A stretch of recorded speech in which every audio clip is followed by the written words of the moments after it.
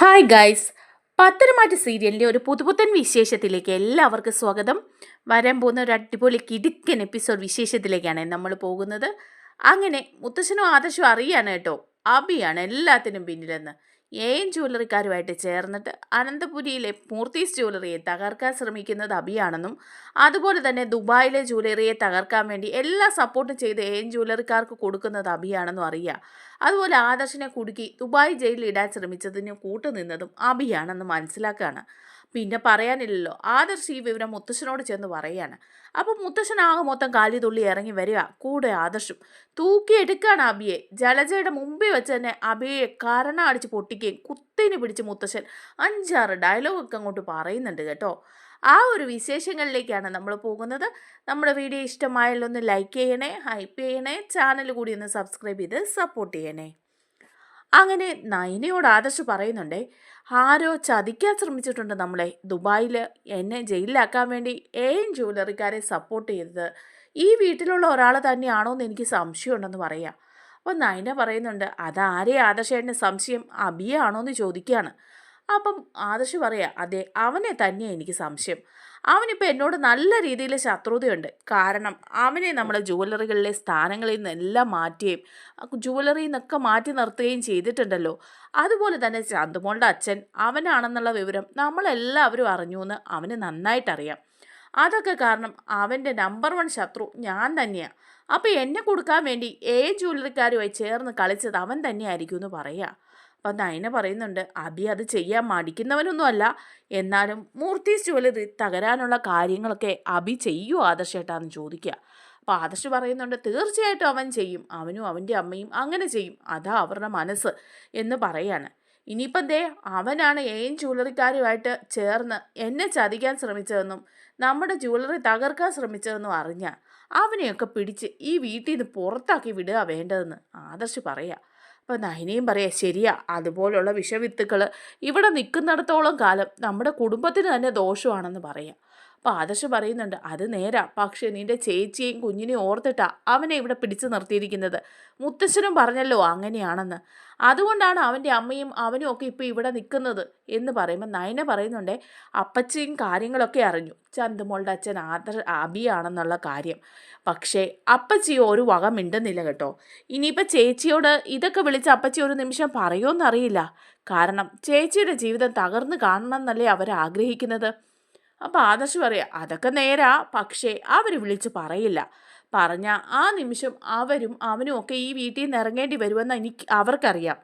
അത് നവ്യ ഉള്ളത് കൊണ്ട് മാത്രമാണ് അവരിപ്പോൾ ഈ വീട്ടിൽ പിടിച്ചു നിൽക്കുന്നതെന്ന് മുത്തശ്ശൻ പല പ്രാവശ്യം അവരോട് തന്നെ പറഞ്ഞിട്ടുണ്ട്. അതുകൊണ്ട് അതൊക്കെ ഒതുക്കി വയ്ക്കും, അതോർത്ത് നീ ടെൻഷൻ അടിക്കുമൊന്നും വേണ്ടാന്ന് പറയാം. അപ്പം നയന പറയുന്നുണ്ടേ, അത് എനിക്ക് ടെൻഷനല്ല ആദർശേട്ടാ, ചേച്ചി പക്ഷേ ഇതറിയണം എന്ന് ഞാൻ വിചാരിക്കുന്നുള്ളൂ. എന്തായാലും ചേച്ചി ഇതറിയണം, കാരണം ചേച്ചി ചതിക്കപ്പെടുകയല്ലേ. ഇപ്പോഴും അവനെ ന്യായീകരിച്ച് ശത്രുപക്ഷത്താണ് ചേച്ചി നിൽക്കുന്നത്. ജ്വല്ലറിക്കാരുമായിട്ട് ചേർന്ന് ചേച്ചി കൂടി ഓരോ കാര്യങ്ങൾ ചെയ്തു കൂട്ടുന്നില്ലേ, അതൊക്കെ ഈ കുടുംബത്തിനെ തന്നെ ബാധിക്കുന്ന കാര്യങ്ങളല്ലേ. സത്യത്തിൽ ആബി ചേച്ചിയെ ചതിക്കുകയല്ലേ ചെയ്യുന്നത്. എന്നിട്ടും മനസ്സറിഞ്ഞ് ചേച്ചി അവനെ സ്നേഹിക്കുകയും സപ്പോർട്ട് ചെയ്യുകയും ഒക്കെ ചെയ്യുന്ന കാണുമ്പം എനിക്കെന്തോ ചേച്ചിയോടൊരു സഹതാപം തോന്നുന്നെന്ന് പറയാം. ആദർശ് പറയുന്നുണ്ട്, അതൊക്കെ ശരിയാ, നമ്മൾ ചെയ്യുന്നതും തെറ്റ് തന്നെയാ. നവ്യ ഈ കാര്യങ്ങളൊക്കെ അറിയിക്കേണ്ടതാ. കബിയുടെ ചതിയിൽ വീണ് അവൾ ഉഴലുവല്ലേ, അതുകൊണ്ട് അപ്പം എന്നെ പറയാം, ശരിയാ, പക്ഷേ ആ കുഞ്ഞിനെ ഓർത്തിട്ടാ.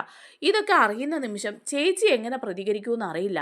ഒന്നെങ്കിൽ ചേച്ചി എന്തെങ്കിലും കടുകൈ ചെയ്യും, ഇല്ലെന്നുണ്ടെങ്കിൽ അബിയെ ഉപേക്ഷിച്ച് ഇവിടുന്ന് ഇറങ്ങിപ്പോവും, ഇല്ലേ അവനെ എന്തെങ്കിലും ചെയ്തെന്നിരിക്കും. ഇത് ഏതായാലും നമുക്കെല്ലാം ദുഃഖമല്ലേ, അതുകൊണ്ടാണ് നമ്മൾ എന്നിങ്ങനെ നയനയും പറയുന്നുണ്ട് കേട്ടോ.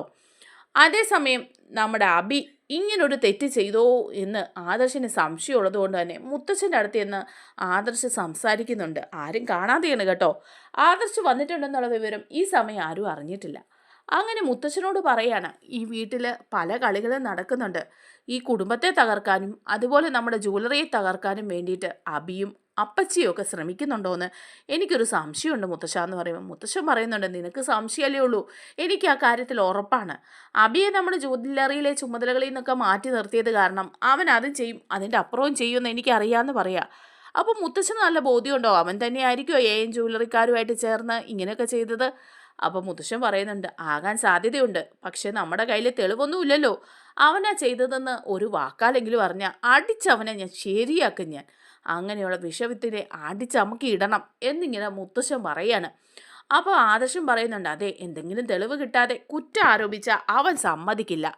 അവൻ എങ്ങനെയെങ്കിലും വഴുതി മാറും. മാത്രമല്ല വീണ്ടും നമ്മളെ ചതിക്കാൻ അവൻ കരുക്കൂട്ടുമെന്ന് പറയാണ്.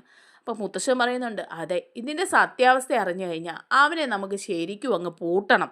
ഇല്ലെങ്കിലേ അവൻ ഇനി ഇതിൻ്റെയും മുകളിൽ കയറിയിരുന്ന് കളിക്കും. അത് നമുക്ക് എല്ലാവർക്കും ദോഷമാണ്. നമ്മുടെ മൂർത്തീസ് ജ്വല്ലറി തകർന്ന് തരിപ്പണമാകാൻ അങ്ങനെ ഒരു കാരണം മാത്രം മതി എന്ന് പറയാം. അതേസമയം ആദർശ് റൂമിൽ തന്നെ ഇരിക്കുകയാണ് കേട്ടോ. ഈ വിവരം ജലജയും അഭിയും നവ്യയും ഒന്നും അറിയുന്നുമില്ല ആദർശ് എത്തിയിട്ടുണ്ടെന്നുള്ള കാര്യം. അവരൊക്കെ ആദർശ് വന്നിട്ടില്ലല്ലോ എന്ന് ഓർത്തിട്ട് സന്തോഷിക്കുകയാണ്. അങ്ങനെ ഇരിക്കുമ്പോഴാണ് നമ്മുടെ നവ്യ ഒരു ആഡിൽ കൂടി അഭിനയിക്കാൻ പോവാണ്. എൻ ജ്വല്ലറിക്കാരുടെ പുതിയ പരസ്യ ചിത്രത്തിൽ മോഡലായിട്ട് നവ്യയെ തന്നെ വിളിക്കുകയാണ്. അപ്പോൾ ഫോൺ വന്നു കഴിയുമ്പോൾ നവ്യ എടുത്തിട്ട് സംസാരിക്കുമ്പോൾ ഭയങ്കര സന്തോഷമാവും നവ്യയ്ക്ക്. നവ്യ പറയുന്നുണ്ട് എന്തായാലും ഞാൻ വരാമെന്ന് പറയാം. അപ്പോൾ അവർ ചോദിക്കുന്നുണ്ട് മേഡത്തിന് ബുദ്ധിമുട്ടാവില്ലേ? മൂർത്തീസ് ജ്വല്ലറിയിലെ ഒരാൾ ഇങ്ങനെ വരുമ്പം അത് എന്തെങ്കിലും പ്രശ്നമാവില്ലേ? വീട്ടിലൊക്കെ പ്രോബ്ലം ഇല്ലേ എന്ന് ചോദിക്കുക. അപ്പോൾ നവ്യ പറയുന്നുണ്ട് എന്ത് പ്രോബ്ലം? അങ്ങനെ ഒരു പ്രോബ്ലം ഉണ്ടാകണം, അതുകൊണ്ടല്ലേ ഞാൻ നിങ്ങളുടെ കൂടെ സഹകരിക്കുന്നത്. നിങ്ങൾക്കറിയില്ലേ ഞാൻ നിങ്ങളുടെ കൂടെ സഹകരിച്ചെന്ന്? ഇതിനു മുമ്പ് സഹകരിച്ചിട്ടുണ്ട്, പിന്നെ ഇപ്പം എന്താ ഇങ്ങനൊരു ചോദ്യം എന്ന് ചോദിക്കുക. അപ്പോൾ പറയുന്നുണ്ട് അതെ, മേഡത്തിന് കുറച്ചധികം പണം കൂടി ഓഫർ ചെയ്തിട്ടുണ്ട്, അതുകൊണ്ട് മേഡം വരാൻ തയ്യാറല്ലേ എന്ന് ചോദിക്കുക. അപ്പോൾ നവ്യ പറയാം അതിനൊക്കെ ഞാൻ തയ്യാറാണ്. ഞാനൊരു ജോലി ചെയ്യുന്ന ആളാണ്. എൻ്റെ ജോലിയാണ് ഈ മോഡലിങ്. അതിന് നന്നായിട്ട് പണം കിട്ടുകയും നല്ല കമ്പനികൾ വിളിക്കുകയും ചെയ്താൽ ഞാൻ തീർച്ചയായിട്ടും പോകും. അതിനെനിക്കൊരു മോശവും തോന്നുന്നില്ല. അല്ലാതെ മൂർത്തീസ് ജ്വല്ലറി കടിച്ചു തൂങ്ങി കിടന്നതുകൊണ്ട് എനിക്കെന്താ പ്രയോജനം? ജ്വല്ലറിയുടെ ഭാഗമായി നിൽക്കുന്ന എൻ്റെ ഭർത്താവിന് പോലും ഇവിടെ ഒരു ജോലിയില്ല, ശമ്പളവും ഇല്ല. പിന്നെ എനിക്ക് ജീവിക്കണമെങ്കിൽ ഇങ്ങനെയൊക്കെ ചെയ്യണം. അതുകൊണ്ട് ഞാൻ തീർച്ചയായും ഇത് ചെയ്തിരിക്കുമെന്ന് അവരോട് പറയുക. അപ്പോൾ നവിക്ക് ഭയങ്കര സന്തോഷമാവുകയാണ് അങ്ങനെ ഒരു ഓഫർ കൂടി കിട്ടിയിട്ട്. അപ്പോൾ എല്ലാവരോടും ഇങ്ങനെ ഇരിക്കുക. അപ്പോൾ ജലജയും അഭിയൊക്കെ അവിടെ നിൽപ്പുണ്ട്. ആ സമയത്ത് മുത്തശ്ശനൊക്കെ ഹോളിൽ ഇരിപ്പുണ്ട് കേട്ടോ. അപ്പോഴേക്കും നവി ഓടിച്ചാടി സന്തോഷമായിട്ട് ഒരുങ്ങി കെട്ടി പോവാണ്. മോഡലിങ്ങിനായിട്ട് പോകാൻ ഇറങ്ങുക. അപ്പോൾ ഇറങ്ങി വന്നിട്ട് ഉടനെ തന്നെ അബിയോട് പറയാം അബി ഞാനൊന്ന് പുറത്ത് പോവാന്ന് പറയാം. കുഞ്ഞവിടെ ഉണ്ട് റൂമിൽ, കുഞ്ഞിനെ നോക്കിക്കോണേ എന്ന് പറയാം. അപ്പോൾ ജലജയോട് അബി പറയുന്നുണ്ട് അമ്മ പോയി കുഞ്ഞിനെ നോക്കുമെന്ന് പറയുമ്പം ജലജയ്ക്ക് അല്പം മടിയൊക്കെ തോന്നുന്നുണ്ടെങ്കിലും എല്ലാവരുടെയും മുമ്പിൽ ആളാകാൻ വേണ്ടി ഇങ്ങനെ നിൽക്കുകയാണല്ലോ. അപ്പോൾ ജലജ പറയാം ഇവിടെ അടുക്കളയിലാണെങ്കിൽ കഴിവതും പണികളുണ്ട്, അതെല്ലാം ചെയ്ത് തീർക്കണ്ടേ? തീർത്തില്ല എന്നുണ്ടെങ്കിൽ ഏടത്തി എൻ്റെ മേലെ മുഖം വീർപ്പിക്കും. അതുകൊണ്ട് കുഞ്ഞിനെ കൂടി ഇതിൻ്റെ ഇടയ്ക്ക് നോക്കാനുള്ള സമയമൊന്നും എനിക്കില്ല നവി എന്ന് പറയാം. അപ്പം നവ്യ പറയുന്നുണ്ട് എന്നാ ഇവൻ നോക്കട്ടെ, ഇവൻ ഇവിടെ ചുമ്മാതിരിക്കല്ലേ, ഇവന് കുഞ്ഞിനെ പോയി നോക്കിയാൽ എന്താ? ഇപ്പോഴേ കുഞ്ഞ് തൊട്ടിലിൽ കിടന്ന് ഉറങ്ങുകയാണ്, അത് ഉണരുമ്പോഴേക്കും അതിൻ്റെ അടുത്ത് ചെന്നിരിക്കണം, ഇല്ലെങ്കിൽ അത് താഴെ വീഴുമെന്ന് പറയുക. അപ്പോൾ അബി പറയുന്നുണ്ട് ഞാൻ എപ്പോഴും ഇതിൻ്റെ അടുത്ത് കുത്തിപ്പിടിച്ചിരുന്നാൽ മതിയോ, നിനക്ക് എന്താ ജോലി എന്ന് ചോദിക്കുക. അപ്പം നവ്യ പറയുന്നുണ്ട് നീ ഇപ്പം വേറെ ജോലിക്കൊന്നും പോകുന്നില്ലല്ലോ, അപ്പം പിന്നെ കുഞ്ഞിൻ്റെ അടുത്ത് പോയിരുന്നു അതിനെ നോക്കിയെന്ന് വെച്ച് കുഴപ്പമൊന്നുമില്ല. ഞാൻ ദേ ഇപ്പോൾ പോവാണ്, എനിക്കൊരു ആടിൻ്റെ ഓഫർ വന്നിട്ടുണ്ട്, അവിടം വരെ എനിക്ക് പോകണം എന്ന് പറയാണ്. അപ്പോൾ അബി ചോദിക്കുക ഏതാടിൻ്റെ ഓഫറാ, എത്ര രൂപ കിട്ടും? അത് കുറച്ച് കൂടുതൽ പണം അവർ ഓഫർ ചെയ്തിട്ടുണ്ട് എന്ന് പറയാണ്. അപ്പോൾ അബി ചോദിക്കുന്നുണ്ട് ഏതാടിൻ്റെ അടി, ഏതാ നല്ല വല്ല കമ്പനിയാണോ എന്ന് ചോദിക്കുക. അപ്പോൾ പറയുന്നുണ്ട് നല്ല കമ്പനി തന്നെയാണ്, എന്തായാലും മൂർത്തീസ് ജ്വല്ലറിയേക്കാളും നല്ല കമ്പനിയാണെന്ന് പറയാം. അപ്പോൾ മുത്തശ്ശൻ ചോദിക്കുക അതെന്താ നവ്യ അങ്ങനെ ഒരു വർത്തമാനം, മൂർത്തീസ് ജ്വല്ലറിയേക്കാളും നല്ല കമ്പനിയാണോ എന്ന് നിന്നോട് ആരെങ്കിലും ചോദിച്ചോ? നീ നിൻ്റെ ജോലി ചെയ്യല്ലേ, അതെങ്ങനെ വേണേലും നീ ചെയ്തു, അതിന് എന്തിനാ മൂർത്തീസ് ജ്വല്ലറിയെ കൂടി എടുത്തിടുന്നതെന്ന് പറയുക. അപ്പം നവ്യ പറയാം ഏൻ ജ്വല്ലറിക്കാരാണ് എന്നെ വിളിച്ചത്, മൂർത്തീസ് ജ്വല്ലറിയിലാണ് എനിക്കൊരു വിലയില്ലാത്തത്. അതെങ്ങനെയാ, ഞാനൊന്ന് പൊങ്ങി വരുന്ന കാണുമ്പം ഇവിടെയുള്ളവർക്ക് സഹിക്കില്ലല്ലോ, അല്ലെങ്കിൽ പിന്നെ നമ്മുടെ ജ്വല്ലറിയുടെ മോഡലായിട്ടെങ്കിലും എന്നെ നിർത്താമായിരുന്നല്ലോ. അതൊന്നും ഇവിടെയുള്ളവർ ചെയ്തില്ലെങ്കിലും ജ്വല്ലറിക്കാർ അവരിപ്പം നല്ല രീതിയിൽ മാർക്കറ്റിൽ നിൽക്കുന്ന ആൾക്കാരാണ്, അവരെ എന്നെ വിളിച്ചിരിക്കുന്നത്, നല്ലൊരു തുക ഓഫർ ചെയ്തിട്ടുമുണ്ട്. ആദ്യം ഞാൻ അവർക്ക് വേണ്ടി ചെയ്ത ആടിനേക്കാളും കൂടുതൽ പണം എനിക്കിതിന് കിട്ടുകയും ചെയ്യും, അതുകൊണ്ട് എനിക്കിപ്പോൾ അത്യാവശ്യമായിട്ട് അങ്ങോട്ട് പോകണമെന്ന് പറയാണ്.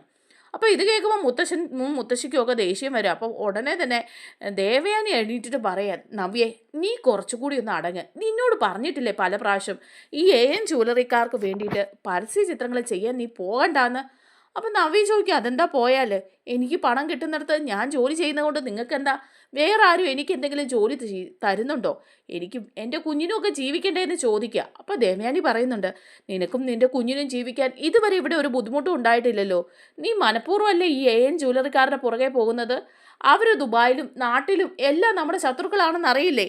നമ്മളെ ചതിച്ച് ദുബായിലെ ജ്വല്ലറി കുളമാക്കി ഇട്ടിരിക്കുന്നത് അവരാണ്. അങ്ങനെയുള്ള ശത്രുക്കൾ നിന്നെ വച്ച് വില പേശുന്നതാ. അതെങ്കിലും മനസ്സിലാക്കാനുള്ള ബോധം ഉണ്ടാക്ക്. എന്തായാലും അവസാനം മൂർത്തീസ് ജ്വല്ലറിയും ഈ കുടുംബവും മാത്രമേ കാണുള്ളൂ നിന്റെ കൂടെ. അപ്പൊ നവ്യ പറയും, ഓ അതങ്ങ് അമ്മായിക്ക് കൊണ്ടു, അതുകൊണ്ടാണ് ഇപ്പൊ അമ്മായി ഇങ്ങനെ പറയുന്നത്. മൂർത്തീസ് ജ്വല്ലറിയെ തകർക്കാൻ ശ്രമിക്കുന്നത് AN ജ്വല്ലറിയാണെന്ന്. ഇപ്പൊ മോൻ അവിടെ പോയി കള്ളസ്വർണം കടത്തിയിട്ട് ജയിലിൽ കിടക്കല്ലേ ദുബായില്. അങ്ങനെ ദുബായ് ജയിലിൽ മകൻ കിടക്കുന്നതിന്റെ വിഷമം മുഴുവൻ തീർക്കുന്നത് AN ജ്വല്ലറിക്കാരോടായിരിക്കും. ഇതൊക്കെ നിങ്ങളുടെ വെറും തോന്നല. അവിടെ പിടിച്ചു നിൽക്കാനുള്ള കരുത്തും നേതൃത്വവും ഇല്ലാത്തത് കൊണ്ട് ജ്വല്ലറി തകർന്നു. കള്ളസ്വർണം കടത്താൻ പോയതുകൊണ്ട് ജയിലിലും കിടന്നു. എന്നിട്ട് പിന്നെ എന്തിനാ വെറുതെ AN ജ്വല്ലറിക്കാരെ പറയുന്നത്? മോനെ ജയിലിലിട്ടിരിക്കുന്നത് AN ജ്വല്ലറിക്കാരാണെന്ന് വിചാരിച്ചാവും അല്ലേ എന്ന് ചോദിക്കുക. അപ്പം മുത്തശ്ശൻ പറയുന്നുണ്ട്, നവ്യെ നിന്നോട് പറഞ്ഞ കാര്യങ്ങൾ പറഞ്ഞാൽ മനസ്സിലാക്കാനുള്ള ബുദ്ധിയില്ലേ നിനക്ക്? നീ ഈ AN ജ്വല്ലറിക്കാർക്ക് വേണ്ടിയിട്ട് പരസ്യം ചെയ്യാൻ പോകണ്ട. അവർ ഇപ്പോൾ നമുക്ക് എതിരെ കളിച്ചുകൊണ്ടേയിരിക്കുക. ദുബായി മാത്രമല്ല നാട്ടിലും കളിക്കുന്നുണ്ട്. അതുകൊണ്ട് ഇത് വേണ്ട. ഇത് നിന്നെ വച്ച് വില പേശുന്നതും ഇവിടെയുള്ളവരെ തകർക്കാൻ ശ്രമിക്കുന്നതും ഒക്കെയാണെന്ന് നീ മനസ്സിലാക്ക്. അപ്പം നവ്യ പറയാം, ഈ കാര്യത്തിൽ ആരും ഇടപെടണ്ട. ഇത് ഞാൻ സ്വയം തിരഞ്ഞെടുത്ത ഒരു ജോലിയാണ്. അത് ചെയ്യാനെങ്കിലും എന്നെ അനുവദിച്ചൂടെ? ഇവിടെ ഇപ്പം അത് ചെയ്യുന്നതിൽ അബിക്കോ അതുപോലെ തന്നെ എൻ്റെ അമ്മായിയമ്മയ്ക്കോ ഒന്നും ഒരു ബുദ്ധിമുട്ടുമില്ല. അവരൊക്കെ നല്ല സപ്പോർട്ട് തരുന്നുമുണ്ട്. കിട്ടുന്ന പണം ഞാൻ അബിയുടെ കയ്യിൽ കൊണ്ട് ഒരു വീതം കൊടുക്കുന്നുമുണ്ട്. അങ്ങനെയുള്ളപ്പോൾ പിന്നെ അവൻ എന്തിനാ ഇതിന് പറയുന്നത്? ഞാൻ എന്തായാലും AN ജ്വല്ലറിക്കാരുടെ ഈ പരസ്യത്തിൽ അഭിനയിക്കാൻ പോവുക തന്നെ ചെയ്യും. അതിനിപ്പോൾ ആരെതിർത്താലും എന്ന് നവ്യ പറയാം. അപ്പോൾ അബിയും പറയുന്നുണ്ട്, ശരിയാ നീ പൊയ്ക്കോളാൻ പറയാം. അപ്പം നവ്യ ചോദിക്കുന്നുണ്ട്, അബി ഞാൻ പോകുന്നതിന് നിനക്ക് എന്തെങ്കിലും പ്രശ്നമുണ്ടോ എന്ന് ചോദിക്കുക. അപ്പോൾ അബിക്ക് ആകെപ്പാടെ ഒരു ഉരുണ്ടുകളിയൊക്കെ തോന്നുന്നുണ്ട്. കാരണം പ്രശ്നം ഉണ്ടെന്ന് പറഞ്ഞ് എന്തെങ്കിലും മുത്തശ്ശനോ അതുപോലെ തന്നെ ദേവയാനിയോ ഒക്കെ എതിർത്ത് കഴിഞ്ഞാൽ ചന്തുമോളുടെ കാര്യം ഇവിടെയെങ്ങാൻ വിളിച്ചു പറഞ്ഞാലോ ഓർത്ത് അബി ഒന്ന് ഒതുങ്ങിയിരിക്കുന്നത് കൊണ്ട് തന്നെ അബി ഇങ്ങനെ അങ്ങോട്ടും ഇങ്ങോട്ടും നോക്കിയിട്ട് പറയും, ഏയ് പ്രശ്നമൊന്നുമില്ല, നീ നിന്റെ ജോലി ചെയ്യാൻ പോവല്ലേ, നീ പോയിക്കോ. അല്ലാതെ അവരുമായിട്ട് കൂട്ടുകൂടി നമ്മുടെ ജ്വല്ലറി തകർക്കാനൊന്നും പോകുന്നതല്ലല്ലോ. അതുകൊണ്ട് നീ പോയിക്കോളാൻ പറയാം. അങ്ങനെ നവ്യ ഭയങ്കര അഹങ്കാരത്തോടു കൂടി തുള്ളിച്ചാടി ഇറങ്ങി പോവാ. നയനയ്ക്കും ഇത് കണ്ടിട്ട് നല്ല ദേഷ്യം വരുന്നുണ്ട്. നയന മുത്തശ്ശനോട് പറയാ, ചേച്ചി ഒരു വിധത്തിൽ പകരം വീട്ടുന്ന പോലെയാണ് ഇതൊക്കെ ചെയ്യുന്നത്. സത്യങ്ങളൊക്കെ അറിയാത്തത് കൊണ്ട് തന്നെയാണ് ചേച്ചി ഇങ്ങനെയൊക്കെ ചെയ്യുന്നത്. ഒരു നിമിഷം കൊണ്ട് ഈ സത്യങ്ങളൊക്കെ വിളിച്ചു പറഞ്ഞാലേ ചേച്ചിയുടെ ഈ തുള്ളലും ചാട്ടം നിൽക്കവും എല്ലാം നേരെ തിരികെയും ചെയ്യും എന്നുള്ളത് ഇവിടെയുള്ളവർ മനസ്സിലാക്കിയേ കൊള്ളാമെന്ന് പറയാം. അപ്പോൾ അത് കേട്ടോണ്ട് പെട്ടെന്ന് അബി അങ്ങോട്ട് കുഞ്ഞിനെ എടുക്കാനായിട്ട് പോവുക റൂമിലേക്ക്. ജലജയാണെങ്കിൽ അടുക്കളയിലേക്കും പോവാണ് കേട്ടോ. അങ്ങനെയൊക്കെ ഇരിക്കുന്ന സമയമാണ്. ആ സമയത്ത് മുത്തശ്ശൻ തന്നെ പറയാണ്, നയനയ്ക്ക് ഒരു ഗിഫ്റ്റ് കൊടുക്കുകയാണ്. നയന ഗർഭിണിയായിട്ട് ഇരിക്കുന്നത് കൊണ്ട് തന്നെ പാരമ്പര്യമായിട്ട് കൈമാറി വന്ന ഒരു സ്വർണ്ണമാല അത് നയനയ്ക്ക് കൊടുക്കുകയാണ് മുത്തശ്ശനും മുത്തശ്ശിയും കൂടി. അത് കൊടുത്തു കഴിയുമ്പം ജലജയ്ക്ക് അങ്ങ് കുശുമ്പ് കയറുകയാണേ. ജലജ ഇങ്ങനെ മനസ്സിൽ വിചാരിക്കാം, ആ സ്വർണ്ണമാല അത് ആ നെക്ലേസ് എത്ര പവനുണ്ടെന്ന് നിനക്ക് അറിയാവോടാന്ന് അബിയോട് ചോദിക്കുക. അബി പറയുന്നുണ്ട്, എത്ര പവനുണ്ടേലും എന്താ, അത് അവളുടെ കയ്യിലല്ലേ ഇരിക്കുന്നത്. എടാ അത് പാരമ്പര്യമായിട്ട് ഇവിടെ കൈമാറി വന്നതാ. ഒരു നല്ല ഡിസൈനാ അത്. അതൊന്ന് കാണാൻ പോലും എനിക്ക് ശരിക്കും ഇതുവരെ പറ്റിയിട്ടില്ല. അതൊന്ന് കയ്യിലെടുക്കാനോ അതൊന്ന് സ്വന്തമാക്കാനോ ഒക്കെ ഞാൻ എത്ര നാളായിട്ട് ആഗ്രഹിക്കുന്നതാണെന്നറിയാവോ. എന്നിട്ട് അതൊന്ന് ശരിക്ക് കാണാൻ പോലും പറ്റിയിട്ടില്ലടാ. അത് അവൾക്ക് കൊടുത്തിരിക്കുന്നു. അതാ എൻ്റെ മനസ്സിലെ വിഷമം എന്ന് പറയാം. അപ്പോൾ അബി പറയാം, അമ്മ അങ്ങനെ ആ സ്വർണത്തിന് വേണ്ടിയിട്ടൊക്കെ ഇങ്ങനെ ആർത്തി പിടിക്കാതെ വേറെ വല്ല കാര്യങ്ങളും നോക്ക്. ഇപ്പം ആ മാല കിട്ടിയത് അമ്മയ്ക്ക് എന്ത് കാണിക്കാനാ? പാരമ്പര്യമായിട്ട് കിട്ടിയതായതുകൊണ്ട് അത് വിൽക്കാനോ ഒന്നും പറ്റില്ലല്ലോ. പിന്നെ അലമാരയിലും ഷോക്കേസിലും ഒക്കെ വയ്ക്കാമെന്നല്ലേ ഉള്ളൂ. അതിപ്പോൾ അവളുടെ കയ്യിലിരുന്നാലും അമ്മയുടെ കയ്യിലിരുന്നാലും ഒക്കെ ഒരുപോലല്ലേ. അപ്പോൾ ജലജ പറയാം, അല്ലടാ അത് അത്രയ്ക്ക് ഞാൻ ആഗ്രഹിച്ചു പോയതാ. എനിക്ക് ആ മാലയൊന്ന് പോയി കാണുകയെങ്കിലും ചെയ്യണം അവളുടെ അലമാരിയിൽ നിന്നെന്ന് പറഞ്ഞിട്ട് ആ നയനയില്ലാത്ത സമയം നോക്കി അബിയും ജലജയും കൂടി അങ്ങോട്ട് ചെല്ലുക. അബിയും ജലജയും കൂടെ ചെന്ന് അലമാരി തുറന്നിട്ട് ഈ മാല എടുത്തിട്ട് ജല കൈ പിടിച്ച് കണ്ണ് തള്ളുവാണേ. ഇതൊന്ന് കാണാൻ ശരിക്കും ഒന്ന് തൊടാൻ ഞാൻ എന്തുമാത്രം ആഗ്രഹിച്ചെന്ന് നിനക്ക് അറിയാവോടാന്ന് ചോദിക്കുമ്പോൾ അബി പറയാം, എൻ്റെ പൊന്നമ്മേ, അമ്മ അത് അവിടെ വയ്ക്ക്. അതെങ്ങനെ സ്ഥാനം മാറിയൊക്കെ ഇരിക്കുന്ന കണ്ടാൽ അത് അവൾക്ക് മനസ്സിലാവും. പിന്നെ ആരാ ഏതാന്നൊക്കെ ചോദ്യം തുടങ്ങും. ഇതൊന്നും അല്ലല്ലോ നമ്മുടെ വിഷയം ഇപ്പം. അപ്പോൾ ജലജ പറയാണേ, അതൊക്കെ തന്നെയാണ് വിഷയം. ഇത് സ്ഥാനം മാറി ഇരിക്കുകയല്ല, ഇത് ഞാൻ അങ്ങ് എടുക്കുക എന്ന് പറയാം. അപ്പോൾ അബി പറയാം, ഇനി അടുത്ത വിഷയം ഉണ്ടാക്കിക്കോ. നമ്മളിത് മോഷ്ടിച്ചെന്ന് പറഞ്ഞാൽ അടുത്ത പ്രശ്നം കൊണ്ട് വരും. അമ്മയ്ക്ക് വേറെ പണിയില്ലേ? ഓരോരോ പ്രശ്നങ്ങൾ എടുത്ത് തലയിൽ വെക്കുകയാണോ? അപ്പോൾ ജലജ പറയും, നീ എന്താ വിചാരിച്ചത്? ഇത് ഞാൻ മോഷ്ടിക്കും. അത് കഴിഞ്ഞ് ഈ മാല ആരുടെ കയ്യിലാണ്? നയനയുടെ കയ്യിലല്ലേ. ആ പാവൾ എടുത്തെന്ന് തന്നെ ഞാൻ അങ്ങ് പറഞ്ഞ് ഫലിപ്പിക്കൂന്ന് പറയാം. അങ്ങനെയൊക്കെ ഫലിപ്പിക്കാൻ പറ്റുമെങ്കിൽ അമ്മ അതങ്ങ് എടുക്ക്. റിസ്ക് ആണെന്നേ ഞാൻ പറയുന്നുള്ളൂ എന്ന് അബി പറയാ. അപ്പോൾ ജലജ പറയുന്നുണ്ട് എന്ത് റിസ്ക് ആണെങ്കിലും ഞാനതങ്ങ് എടുക്കുക എന്ന് പറയാം. അങ്ങനെ ജലജ ആ മാല എടുക്കുകയാണ്. ജലജ ആ മാല എടുത്ത് പോവുക. അപ്പം ആദർശ റൂമിലുള്ളത് കൊണ്ട് തന്നെ ആദർശ് ഈ വിവരങ്ങളെല്ലാം കാണുന്നുണ്ട് കേട്ടോ. ആദർശ് മിണ്ടുന്നില്ല. അതിനുശേഷം നയന റൂമിലേക്ക് വരുമ്പോൾ ആദർശ് ഈ വിവരം എല്ലാം പറയാ. ആ മാല അപ്പച്ചിയും അബിയും കൂടെ അത് അടിച്ചോണ്ട് പോയിട്ടുണ്ടെന്ന് പറയാ. നാളെ തന്നെ നീ ഈ മാല കാണുന്നില്ലെന്നുള്ള കാര്യം മുത്തശ്ശനോടും മുത്തശ്ശിയോടും പറയണമെന്ന് പറയാം. അങ്ങനെ എല്ലാവരുടെയും മുമ്പിൽ നയന പിറ്റേ ദിവസം തന്നെ പറയാണ്, മുത്തശ്ശ നിങ്ങൾ തന്ന ആ മാല എൻ്റെ അലമാരിയിലില്ല. ഞാൻ ഇന്നലെ അലമാരിയിൽ വെച്ച് പൂട്ടി താക്കോൽ അവിടെ വെച്ചതാ. ഞങ്ങളുടെ റൂമിൽ പോയി കയറി ആരോ ആ മാല എടുത്തിട്ടുണ്ടെന്ന് പറയാം. അപ്പോഴേക്കും ഉടനെ മുത്തശ്ശൻ ചോദിക്കും, ആരെടുക്കാൻ? ഈ വീട്ടിലുള്ള ആരെങ്കിലും അല്ലാതെ ഈ മുറിയിൽ ഇപ്പോൾ കയറുമോ? പുറത്തുനിന്നൊരു കള്ളൻ വന്നിട്ടില്ലല്ലോ. ഈ വീട്ടിലുള്ള ആരെങ്കിലും തന്നെയായിരിക്കും അത് ചെയ്തത്. ആരെങ്കിലും അത് എടുത്തിട്ടുണ്ടെങ്കിൽ അത് തിരിച്ചു കൊണ്ടുവയ്ക്ക്, തിരിച്ചു കൊടുക്ക് എന്ന് പറയാണ് മുത്തശ്ശൻ. അപ്പോൾ ഉടനെ തന്നെ ജലജ പറയാ, ആരെടുക്കാൻ? ഇവള് തന്നെ എടുത്തു കാണും. ഇവളുടെ അലമാരിയിൽ ഇവള് വെച്ച് പൂട്ടിയ മാല പിന്നെ ആരെടുക്കാനാ? അത് എടുത്തിട്ടുണ്ടാവും. എന്നിട്ട് മാറ്റി വെച്ചിട്ട് ഇപ്പോൾ ഒരടവ്. നേരത്തെ ഇതുപോലൊക്കെ കുറെ കൊളിച്ചതല്ലേ. ഇത് കൊണ്ടുപോയി ഇനി ഇവളുടെ വീട്ടിൽ കൊടുക്കും. ഇവളുടെ അച്ഛനും അമ്മയ്ക്കും കാൽ കാശിന് ഗതിയില്ലല്ലോ. അവർക്ക് വേണ്ടിയിട്ട് ഈ മാല അവൾ അടിച്ചു മാറ്റിയിട്ടുണ്ട്.